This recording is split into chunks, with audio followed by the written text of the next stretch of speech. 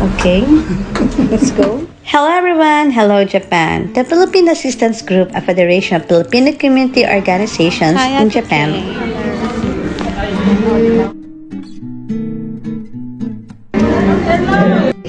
And the individual groups.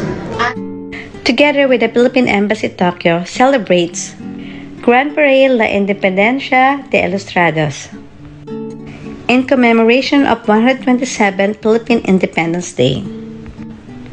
Naginanap sa Riga Hotel, Tokyo on June 29, 2025. It's a fun evening with friends and fellow Filipinos in Japan. I'm thanking the Philippine Assistance Group or PAG together with the Philippine Embassy Tokyo for giving opportunities of Filipinos abroad to celebrate the culture and history of our beloved country, the Philippines.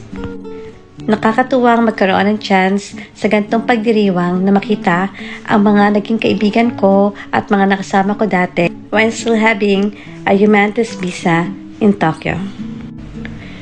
It is 11 years ago and more, but I always been so excited to meet again and see the happy faces and beautiful smiles of my fellow Filipino friends and acquaintances.